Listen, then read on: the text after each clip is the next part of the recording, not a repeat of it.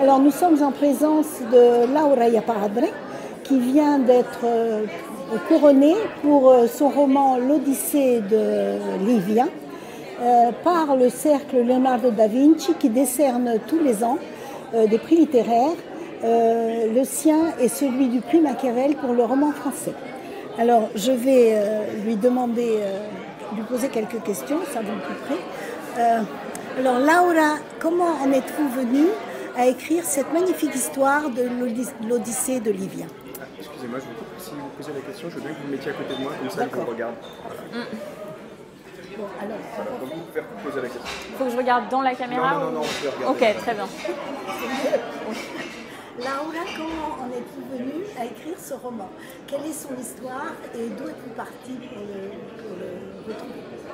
En fait, l'histoire de ce roman est née à un moment assez difficile. Ma grand-mère a fait un AVC et en fait, je pensais ne plus jamais la revoir la nuit de cet AVC. Et le matin, pendant la journée qui a suivi cet accident, je me suis dit, en fait, ma grand-mère, Livia, elle a une histoire.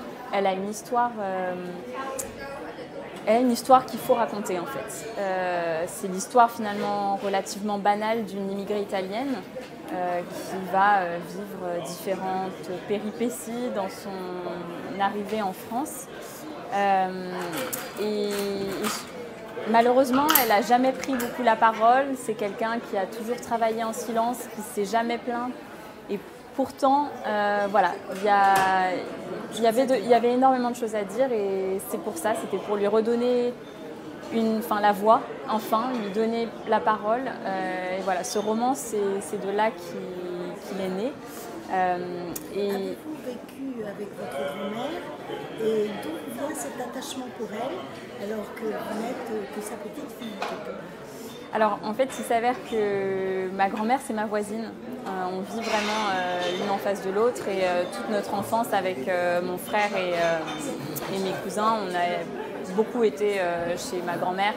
Elle nous a en partie élevés en plus de nos parents. Donc voilà, cet attachement il est là. Et puis on passait aussi les vacances en Italie avec ma grand-mère et mon grand-père. Et quelle est votre histoire à vous? Êtes-vous née en Italie? Êtes-vous née en France? Ou bien d'où venez-vous? Et voilà. Alors moi je suis née en France. Je suis née... Oui, alors moi je suis née en France. Je suis née dans la banlieue parisienne, à Vitry-sur-Seine.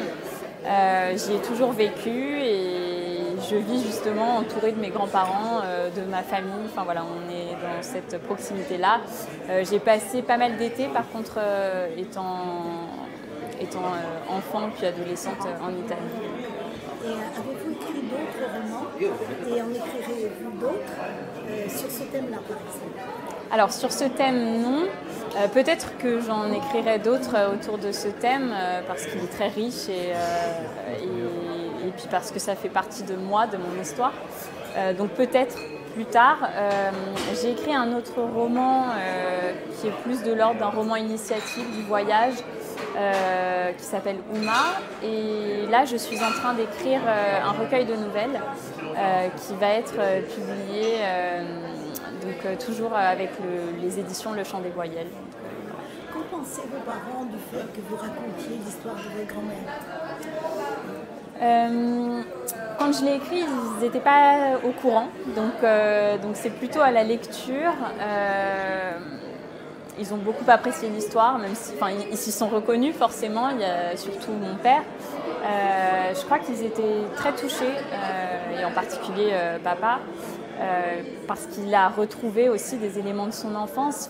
Il a été surpris par certains passages où il ne pensait pas que... en fait, on n'en avait jamais vraiment parlé, mais il y a des choses qui se disent sans avoir besoin de discours finalement, et des passages de son enfance que j'ai racontés alors que jamais il m'avait été raconté auparavant. Les souvenirs ne sont jamais exactement, ne collent jamais complètement à la réalité. Vous avez écrit un roman, c'est pas pour rien. Oui. Donc, que pensez-vous du fait qu'il y a une part de réalité et une part romancée dans vos écrits? Alors, d'une part, Peut-être très simplement, c'est aussi une manière de se protéger, de protéger sa famille, parce que c'est des gens qui me sont chers et parce que je ne voulais pas non plus, ne sachant pas tout, je n'avais pas la vérité sur eux, je ne sais pas si on peut la trouver un jour, mais je ne voulais pas justement rentrer dans la biographie parce que l'idée c'était simplement de leur rendre hommage avec la littérature, mais sans pour autant vouloir approcher la vérité. Et voilà, pour moi, la manière la plus belle et peut-être la plus tendre aussi, c'était justement d'écrire une histoire inspirée par la leur. Et voilà.